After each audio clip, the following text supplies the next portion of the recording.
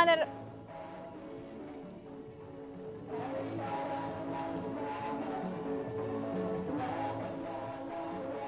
Wala na raw dapat patunayan si Manny Pacquiao matapos manalo sa laban nila ni Joshua Clottey.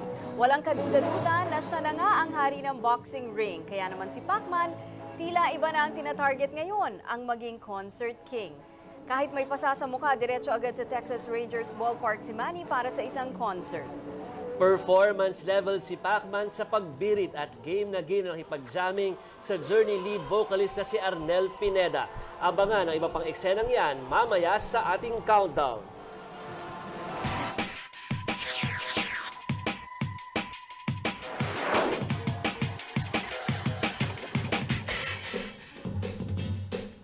Good evening, I'm Cherry Mercado. And I'm Jovi Francisco. This is 10, the evening news, giving you all the stories you want. And all the stories you need to know before you hit the sack. Pagkatapos madepensahan ni Manny Pacquiao ang kanyang corona bilang WBO welterweight champion, ang usapan ngayon ay ang kanyang pagre-retiro at pati na rin ang kanyang pagpupolitiko. Abangan po yan mamaya sa ating countdown. Bago yan, balikan muna natin ang mga eksena sa Cowboy Dallas Stadium kahapon. Yan ang number 10 story ni Naomi Dayrit.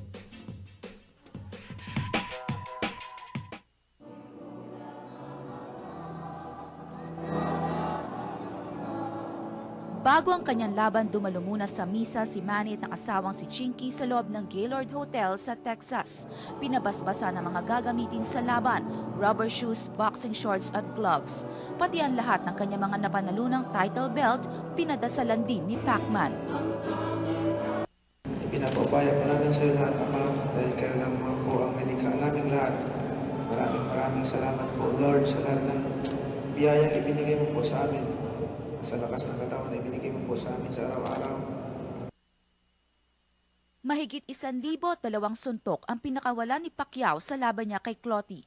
Hindi man napabagsak ni Pacman ang Ghanaian boxer sa loob ng 12 rounds, siya pa rin ang nanalo via unanimous decision.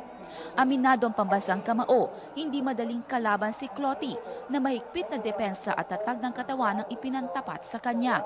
Kumpara kay Pacman, mangilan-ngilan lang ang binitiwang suntok ni Clottey. I didn't frustrate for his defense because, I'm always thinking for another, some strategy to break that defense, like throwing a lot of straight and then body shot, uppercut. So it worked. Liamado si Manny sa buong laban, tanging isang hurado lang ang naniwalang na ipanalo ni Clottey ang third round nang tamaan nito ng matinding uppercut si Pacquiao. Pero sa huli, hindi pa rin ito natapatan ang trademark na bilis ni Pacman. To be frank with you, I'm very, very strong. I train for this fight. But the guy is fast and he's good. You see, he throw punches in any angle.